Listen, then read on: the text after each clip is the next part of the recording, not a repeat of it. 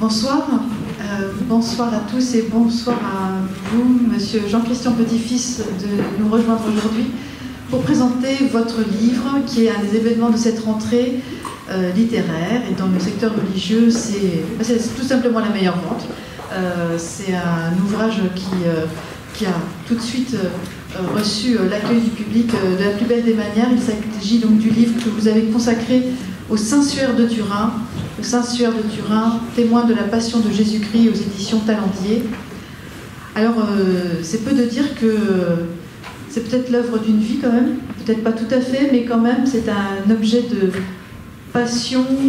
Comment qualifieriez-vous votre intérêt pour ce sujet qui est ô combien passionnant, mais extrêmement émouvant aussi à la lecture de votre livre, quand on s'y penche au gré de quasiment plus de 400 pages. Depuis quand date cet intérêt? Vous êtes historien, bien sûr, mais il y a l'homme de foi aussi que vous êtes. Depuis quand? Alors, oui, ça marche bien. Je m'occupe du Saint-Suaire de Turin depuis 44 ans. Ah, donc voilà, ça fait un bail. Bon, j'ai accumulé beaucoup de documentation, ça m'a toujours passionné. Alors, je précise tout de suite que ce n'est pas une question de foi. Ça, c'est très important parce qu'on mélange souvent les genres. C'est une énigme historique, archéologique, scientifique. Alors, évidemment, qui débouche sur un questionnement religieux, mais au départ, c'est vraiment un mystère, c'est le mystère des mystères. Je me suis beaucoup intéressé aux mystères historiques. Oui, vous avez écrit Le Masque de Fer, par exemple. L'affaire des poisons, l'assassinat d'Henri IV.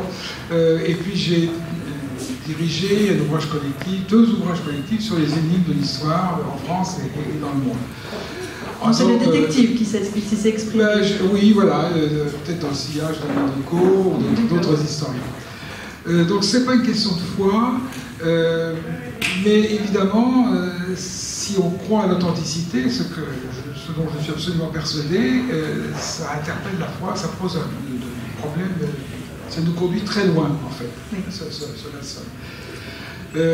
C'est donc, voilà, donc ça fait très très longtemps que je m'en occupe.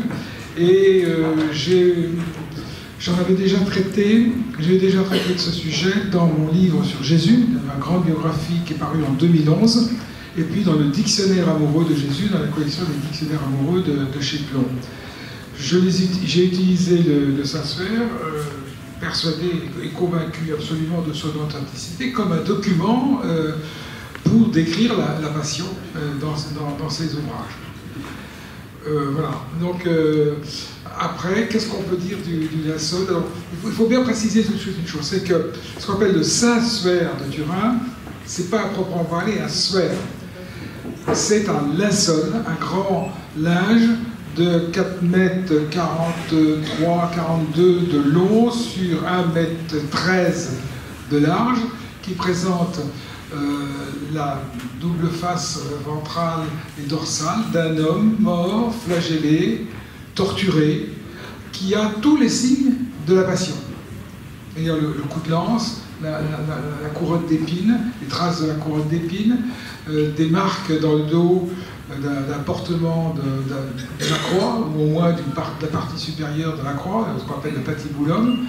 Alors, toute la question, c'est de savoir, est-ce que c'est un document authentique? Alors là, ça serait prodigieux, évidemment, ou est-ce que c'est un faux qui a été fabriqué au cours des ans? Alors, dans votre livre, on va revenir sur tout ça, dans votre livre qui se découpe en 3 grandes parties, une première partie sur l'histoire, et là on découvre en fait l'aventure totalement rocambolesque de cette pièce de tissu, de ce linceul, que vous retracez avec énormément de détails, et ce sera aussi la très grande découverte de ce livre, en tout cas pour ma part, c'est de voir l'abondance de sources que nous avons de ce passage, de la mention de ce linceul qui passe de pays, de ville en ville, qui a vraiment... alors ça, c'est une première grande partie. Ensuite, vous avez consacré donc une très grande partie, bien sûr, à la partie scientifique, et on y reviendra aussi, parce que là aussi, c'est une histoire dans l'histoire, l'histoire scientifique de ce linceul.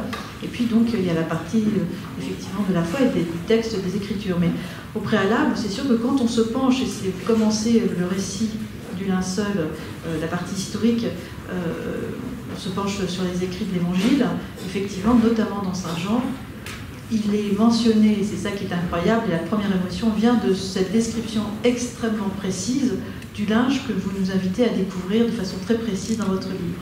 Voilà, ça commence donc le jour de Pâques, du 5 avril de l'an 33, parce qu'on est arrivé par le calcul astronomique à le savoir. La Pâques tombait le 3 avril, et le 5 avril, donc Marie-Madeleine et les saintes femmes se rendent au tombeau, probablement pour prier, plutôt que pour enduire le corps qui avait déjà été, comme le dit Saint Jean, enduit, et la pierre était fermée.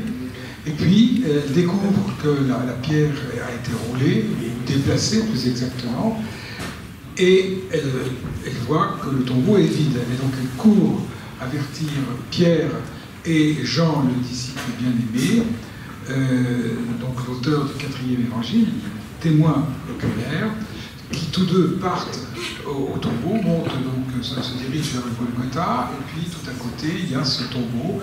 Tout ça est parfaitement localisé avec l'église du Saint-Sépulcre aujourd'hui, où vous avez le mont Golgotha, le monticule du Golgotha qui a été arasé au cours des siècles, et puis à quelques dizaines de mètres de là, le tombeau, qui a d'ailleurs été tout récemment, il y a 3 ans, redécouvert. On a ôté les plaques de marbre et on a vu la pierre elle-même sur laquelle on a posé le corps du Christ. Tout cela est absolument authentique, il n'y a aucun doute sur ce fait. Donc il voit, Jean hésite à entrer, il court plus vite que Pierre, Pierre pénètre dans le tombeau, est interloqué, et Jean, à son tour, pénètre, et que voit-il?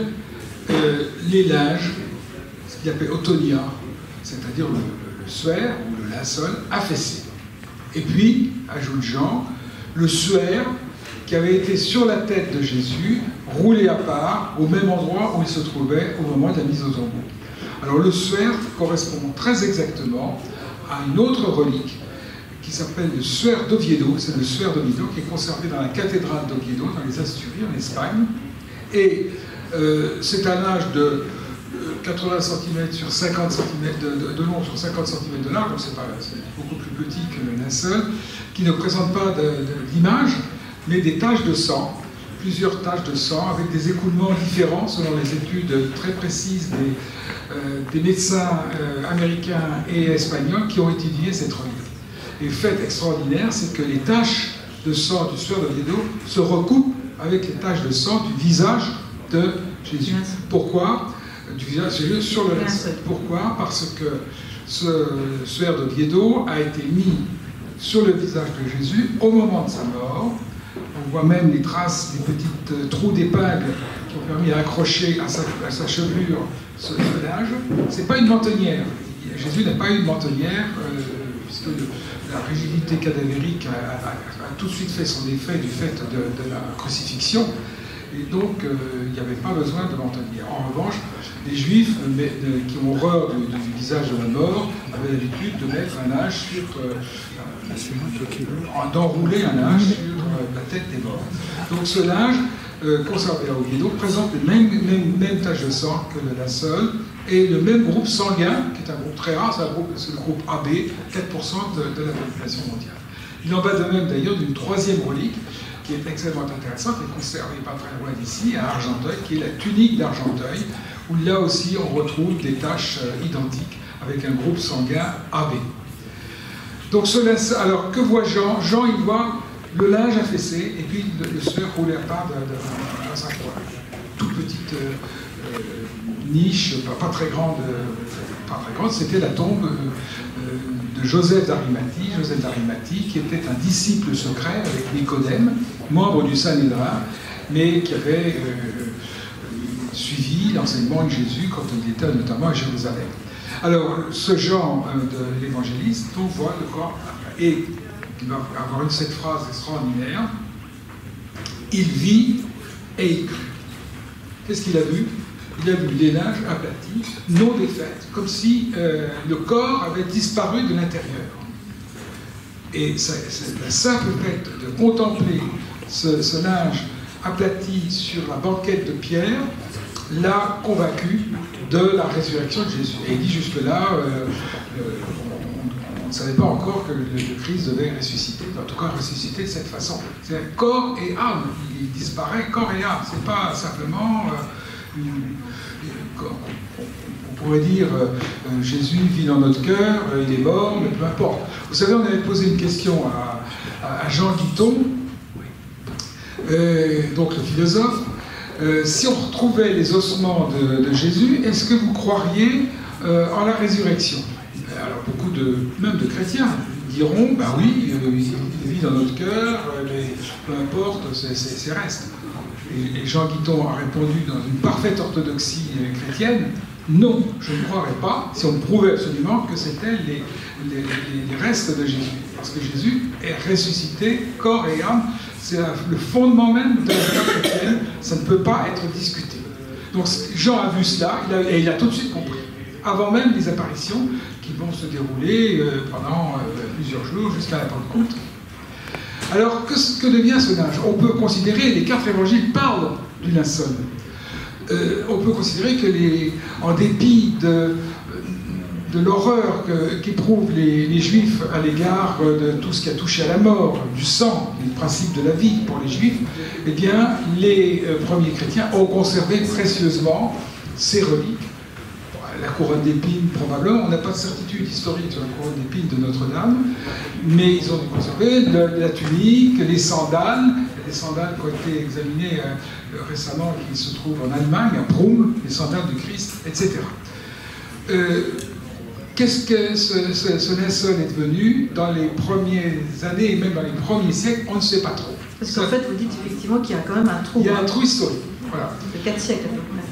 Voilà, le linceul apparaît, d'après mes recherches, en 387-388, dans une ville de Turquie qui s'appelle Urfa aujourd'hui, et qui s'appelait autrefois Édesse, qui était la capitale d'un petit royaume, l'Osroène, et auquel se rattache une grande légende, la légende d'Abgar, alors ça c'est une légende qui a été créée au IIIe siècle de notre ère. Le roi Abgar, voulant avoir la preuve et un signe de Jésus, aurait demandé de son vivant à Jésus de lui envoyer un témoignage, et Jésus aurait mis sa tête sur un linge et son visage se serait imprimé. Donc ça c'est une légende qui va donner naissance à la légende de la Véronique, qu'on retrouvera plus tard au XIIe siècle à Rome. Mais en réalité, c'est un montage qui est fait et qui a pour but de montrer que dès les temps apostoliques, cette ville d'Édesse, qui avait été rattachée du point de vue épiscopal à la grande ville d'Antioche, en fait, avait connu le christianisme avant même la conversion d'Antioche. Bon, donc, passons là-dessus. Tout ce qu'on peut dire, c'est que cette image extraordinaire du Christ est vénérée déjà en 404 avec Daniel le Bienheureux, Daniel de Galache, qui va et qui raconte que son biographe raconte que des pèlerins viennent déjà en nombre vénérer cette image non faite de main d'homme. Elle est ensuite transférée, acquise par les Byzantins. Édesse devient arabe. Alors, je ne sais pas sur tous les épisodes, mais Édesse devient arabe et elle est ensuite acquise donc, par les Byzantins. Voilà. Et lesquels réservent à l'entrée de ce herbe, et puis d'un petit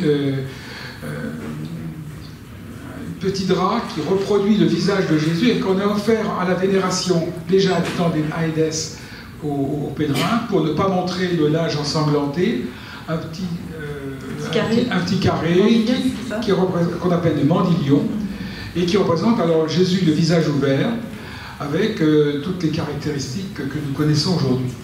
Il faut bien préciser que tout le visage que nous voyons, que nous connaissons aujourd'hui par l'iconographie, par la sculpture, la peinture, par diverses relations, nous montre le même visage que nous voyons sur le linceul. Et ce visage apparaît précisément au 5e siècle, donc au moment où on commence à vénérer cette image extraordinaire.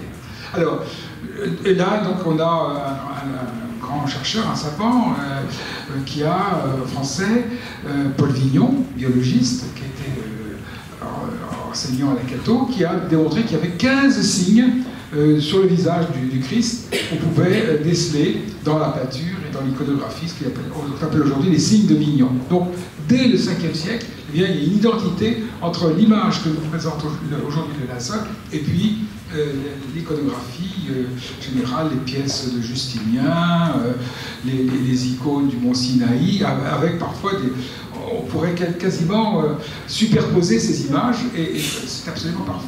Donc, en 1944, donc le 15 août 1944, grande cérémonie pour accueillir le linceul à Byzance, qui est alors immédiatement enfermé dans la chapelle du Pharos, c'est-à-dire la chapelle byzantine du palais du Boucoléon, des empereurs byzantins. Et quasiment, le linceul n'en sort pas. Voilà.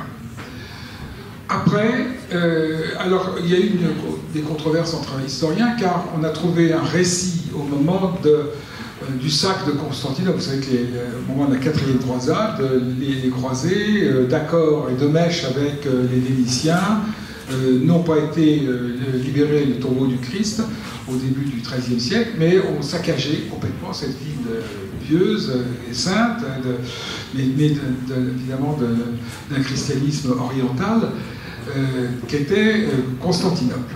Et là, on a un texte d'un certain Robert de Clary, chevalier, qui prétend que, non pas à l'église non pas à l'église et à la chapelle du Boucoléon, mais à 4 km de là, eh bien, on montrait le visage et le corps même de Jésus, selon une technique qu'utilisaient les Byzantins, enfermaient les églises, et puis tout d'un coup apparaissait le linceul.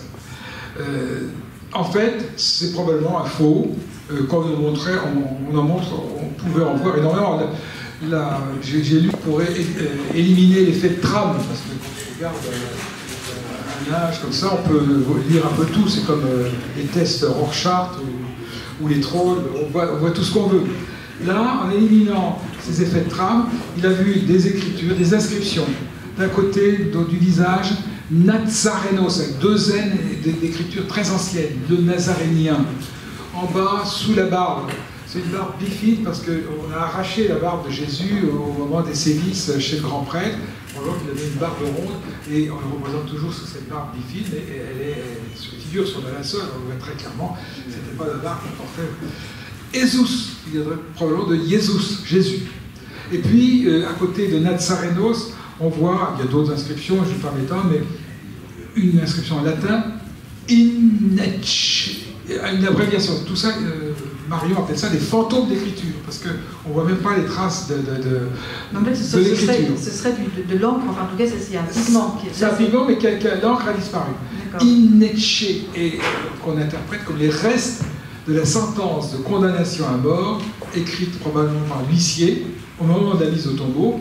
Et il y avait 2 formules chez les Romains pour la condamnation à mort, c'est in etchem ibis, à la mort tu iras, et in crucis ibis, sur la croix tu iras.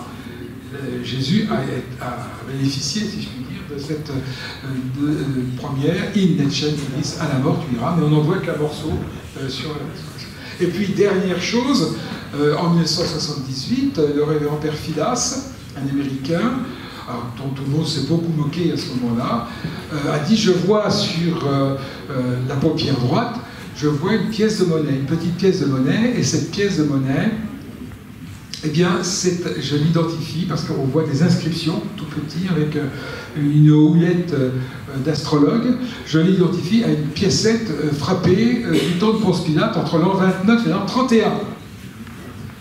Et en effet, on voit Tiberios Caesaros, Tibère César, une pièce frappée en Palestine. On en a plusieurs exemplaires. Aujourd'hui, on peut même en trouver sur Internet des exemplaires. Et chose particulière qui avait particulièrement ennuyé d'ailleurs le révérend Père Filas, c'est que Caesaros, au lieu de voir un K, comme normalement on doit s'y attendre, César, il a vu un C. on voit un C inscrit sur cette toute petite pièce de monnaie. C'est comme un centime qu'on met sur les yeux. On ne le met pas toujours, mais on a trouvé en Israël dans d'autres tombes des piécettes comme ça dans l'orbite des crânes. C'est partie des rites funéraires. Pour certains. C'est pas général, hein, c'est ça. Il a vu donc un cas. Jusqu'au jour où un numismate a trouvé une pièce où il y avait un C, donc une fausse frappe, une erreur de frappe, et donc la pièce de monnaie est encore plus authentifiée par cette recherche. Et depuis, il y a eu d'autres recherches faites par des Américains, notamment, qui ont montré que les travaux du père Villa sont extrêmement sérieux. Donc on a une identification parfaite de ce linceul. Et c'est pour ça que je dis, et je redis, qu'on ne peut plus aujourd'hui douter de l'authenticité du linceul de Turin. Alors, le temps des questions, s'il y en a. Quelqu'un a-t-il une question? Non. Si, madame. Oui, alors ces inscriptions dont vous venez de parler à l'instant, qui évoquent Jésus, Nazaréen, etc., elles ont été rajoutées sur le linceul ou elles sont... à quel moment sont-elles intervenues sur ce linge qui enveloppe le corps de Jésus? Alors, on parlait à rien. Les gens qui étaient, les personnes qui étaient autour de Jésus,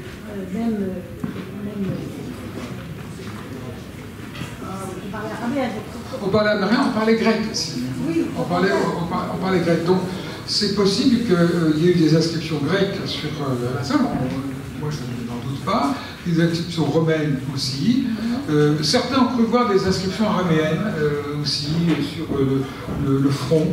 Mais là, on est moins sûr. Bon. Quand est-ce que ces inscriptions ont été faites? Nous ne le savons pas. Simplement, quand on voit l'inscription Natsarenos, des spécialistes des écritures anciennes disent que c'est une écriture qui peut très bien remonter au 1er siècle. Madame? Au tout début, vous avez dit que ce n'est pas un linceul, mais un linge. Si, c'est un linge sépulcral, si vous voulez, donc c'est un linceul, oui, mais ce n'est pas un suaire. C'est pas un suaire au sens propre du terme. C'est pas un suaire. Mais on l'appelle le saint-suaire parce qu'on confond suaire et linceul. Mais c'est un suaire. C'est un linceul, pardon. Le suaire étant à Oviedo, je vous l'ai dit. Et le mandélion, alors c'est là il y a des mains d'homme. Oui, le mandilion a été peint. On a des gravures à l'arrivée du mandilion à Constantinople, entouré d'un grand linge qui serait le linceul de Turin. Donc il y a les deux. Le mandilion, lui, eh bien, il a disparu parce que la plupart des reliques de la Sainte-Chapelle ont été détruites sous la Révolution en 1793. Voilà. Et à chaque fois, d'ailleurs, je donne la liste de tout ce qui est arrivé à ce linceul. Il échappe à chaque fois presque à la destruction d'Édesse, il échappe à Constantinople, à la prise par les Turcs de Constantinople. Voilà, il échappe à chaque fois. Et donc il a échappé à la Sainte-Chapelle à la destruction, il se retrouve à Lirey, etc. C'est assez étrange. Vous savez même qu'en 1700, il y a eu l'incendie de 1532, il y en a eu un autre en 1997, avec plusieurs départs de feu. Alors est-ce que c'est volontaire, est-ce que c'est un attentat? C'est une des cibles d'Al-Qaïda, le linceul de Turin, il s'agissait de détruire. Bon, certains disent que c'est un départ de feu involontaire, peu importe. En tout cas, grand incendie dans la chapelle du linceul, qu'on avait déplacé, mis à l'intérieur même de la cathédrale. Et là, affolement, il y a un pompier, Mario Trematore, qui se précipite et qui raconte qu'il était dans une grande émotion, qu'il a une voix intérieure qui lui a parlé, il a cherché, il a pris une masse, parce que bien sûr il y avait un verre protecteur, il a pris une masse, il a tapé, il y a une voix intérieure qui lui a dit ne tape pas là, mais tape là. Et il a tapé à l'endroit indiqué, le verre enfin s'est brisé, il a pris, on voit les photos, les films même de la linceul enroulé, à ce moment-là il était encore enroulé, il a transporté, donc il a sauvé le linceul des flammes, parce que sinon ça n'était fini. Il dira, j'ai eu une voix intérieure qui m'a guidé. Monsieur, Monsieur d'abord. D'abord, oui, allez-y, monsieur. Oui. Est-ce que vous croyez que est-ce que vous croyez que l'expérience du carbone 14 pourrait être refaite correctement, ou est-ce que vous croyez qu'il y a des attributs physiques du linceul qui empêchent cette technique d'être utilisée, alors qu'en fait on lui fait beaucoup confiance dans d'autres domaines d'archéologie? Oui, alors donc, il ne s'agit pas de remettre en cause la fiabilité du carbone 14. Il y a eu des progrès énormes qui ont été faits, des progrès énormes aussi quant au traitement préalable des reliques ou des objets soumis à examen. En 1988, c'était peut-être probablement moins certain. Je n'ai pas d'avis là-dessus. Je pense que s'il s'agit de refaire l'expérience, on aura beaucoup de prudence. Voilà, c'est pas impossible. Maintenant, en 2002, on a nettoyé, lavé, enfin pas lavé, on a enlevé avec un petit aspirateur toutes les poussières. On a trouvé beaucoup de pollen, si je ne l'ai pas dit, mais on a trouvé des pollens, et notamment des pollens de plantes du Proche-Orient. Certaines plantes qui poussent entre Jérusalem et Hébron, par exemple.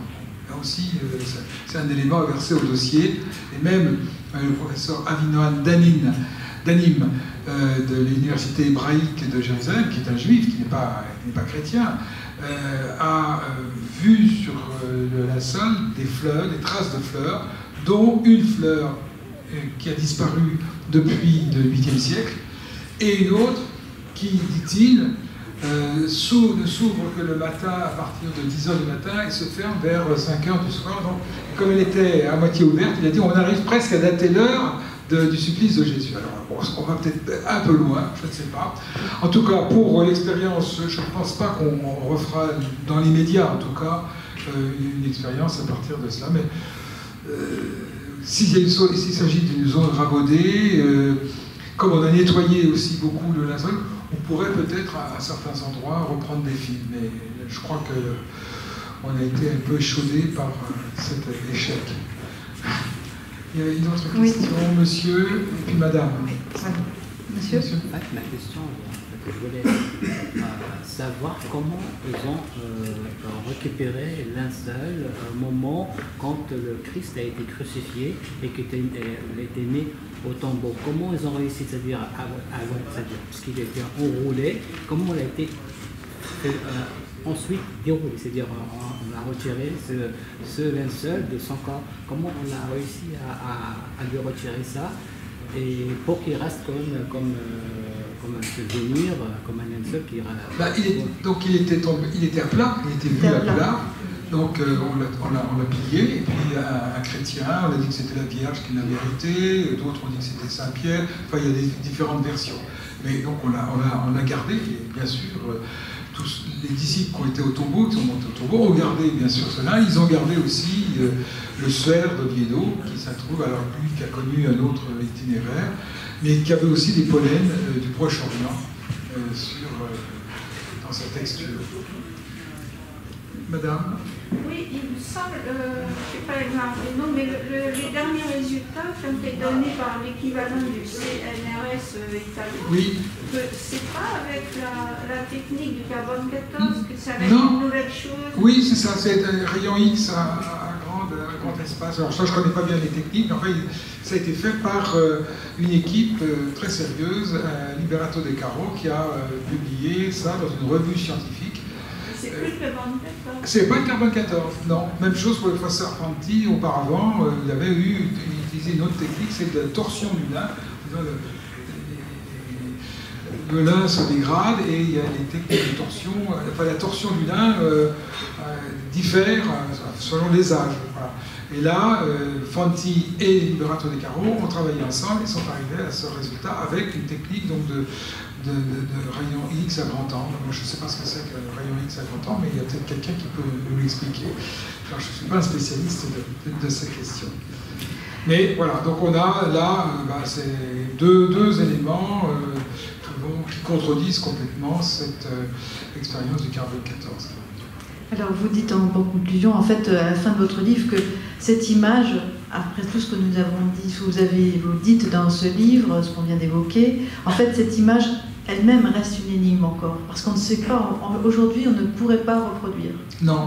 Alors une énigme qui nous mène très loin, hein, comme je le disais tout à l'heure, et comme a pu le constater Jean dans le tombeau, c'est que on ne voit sur l'image de l'homme du linceul aucune trace de décomposition du corps. Bon, les corps se décomposent au bout de 35-36 heures, et on voit apparaître sur les lèvres, sur le ventre, des traces de décomposition. Là, aucune trace de décomposition.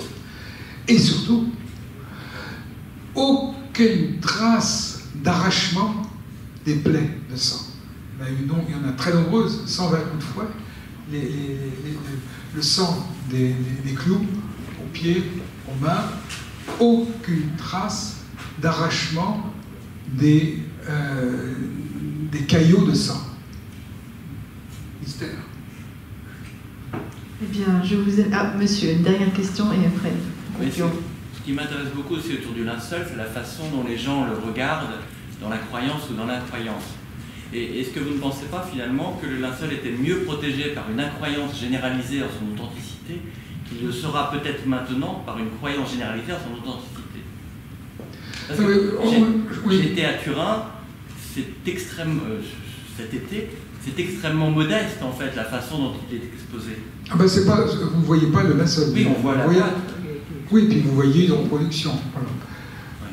Mais non, encore une fois, c'est pas une question de foi, on n'est pas obligé de croire. Mais je ne vois pas comment, si on lit objectivement mon livre, si on voit toutes les expériences qui ont été faites, on peut contester l'authenticité, et ça, je reconnais qu'on peut très bien le faire, parce que c'est un problème qui n'est pas lié à la foi.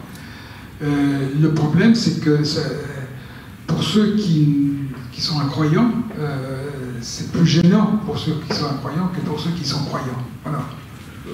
Vous avez dit en fait tout à l'heure que c'était une des cibles d'Al-Qaïda, ça l'avait été. Oui. Est-ce que ça l'est d'autant plus, je dirais, par rapport à Al-Qaïda? Oui, ben c'est pour ça que c'est bien protégé aujourd'hui et que, bon, on espère. On espère que la Providence veille sur lui comme il l'a fait pendant des siècles. Ça serait quand même malheureux qu'il disparaisse en ce moment. Monsieur, est-ce que les apôtres et tout, c'est-à-dire les évangiles, tout ça, est-ce que l'évangile a parlé... J'entends pas très bien. Je veux dire, est-ce que les évangiles ont parlé les 4 évangiles ont parlé de ce sphère? Absolument. C'est ce que je dis au début de cette conférence. Mais Saint Jean en parle de façon beaucoup plus précise, puisque lui, c'est un témoin oculaire. Voilà. merci beaucoup Jean-Christian Petit-Fils pour cette intervention.